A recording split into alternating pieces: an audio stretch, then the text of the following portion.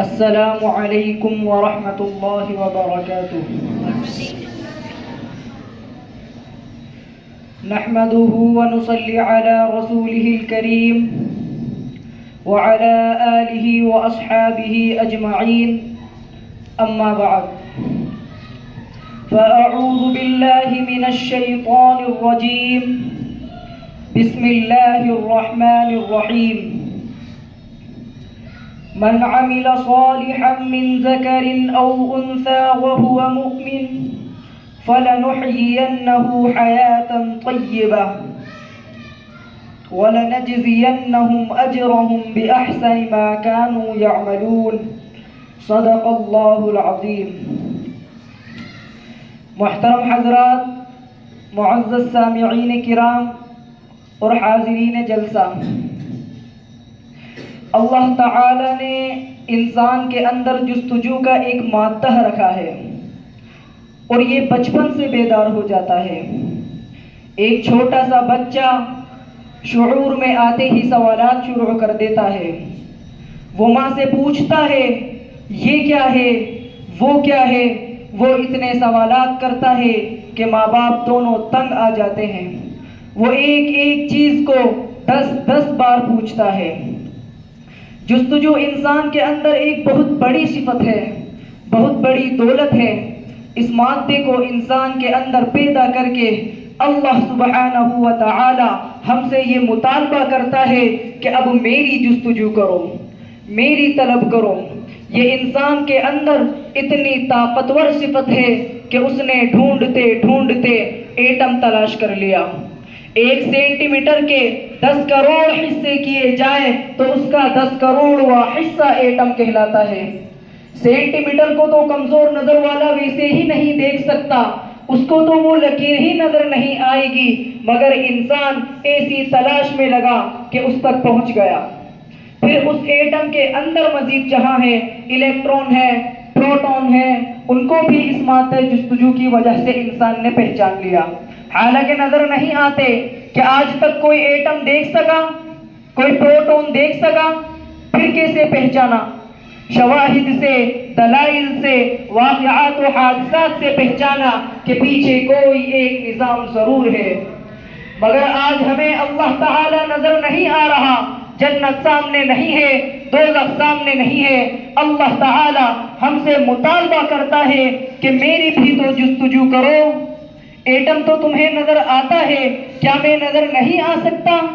میرے بھی تو دلائل دیکھو۔ ایک دم رات کے اندھیرے چھا جاتے ہیں، بیٹھے بیٹھے کائنات اندھیر کیسے ہو جاتی ہے؟ مشرق سے ایک کرن اپنے چہرے سے نقاب اٹھاتی ہے اور پورا عالم منور ہو جاتا ہے۔ اتنا بڑا سورج جو زمین سے 12 لاکھ گنا بڑا ہے، روزانہ ایک جگہ سے نکلتا ہے، ایک مدار میں چلتا ہے اور ایک جگہ جا کے غروب ہو جاتا ہے۔ ہر سال موسم بدلتے ہیں، کبھی پتجھڑ ہے، کبھی بہار ہے، کبھی ربیع ہے، کبھی خزاں ہے، کبھی برستے بادل ہیں، کبھی کودتی ہوئی بجلیاں ہیں، کبھی ڈوبتا ہوا سورج ہے، کبھی گھٹتا بڑھتا چاند ہے، باد سموم و نسیم ہے، گرمی اور سردی ہے۔ کالے سیاہ پہاڑ ہیں مگر اندر سبز زمرد کے ڈھیر لگے پڑے ہیں، کوئلے کے انبار ہیں مگر اندر چمکتے ہوئے ہیرے ہیں، سر بفلک برف کی ڈھکی ہوئی چوٹیاں ہیں، خوبصورت درختوں سے ڈھکے ہوئے پہاڑ ہیں، گرتی ہوئی آبشاریں ہیں، بہتے ہوئے چشمے ہیں، جھرنوں سے گرتا ہوا پانی ہے، دریاؤں کی ایک روانی ہے، سمندر کی موجوں میں ایک طغیانی ہے۔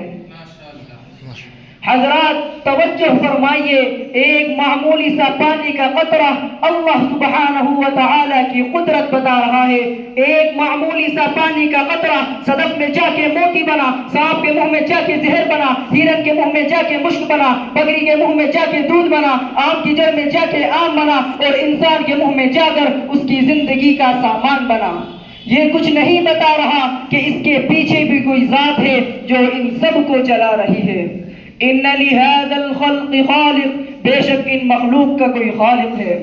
قرآن اس بارے میں کہتا ہے قل ارأيتم ان جعل الله عليكم الليل سرمدا الى يوم القيامة من اله غير الله يأتيكم بضياء افلا تسمعون۔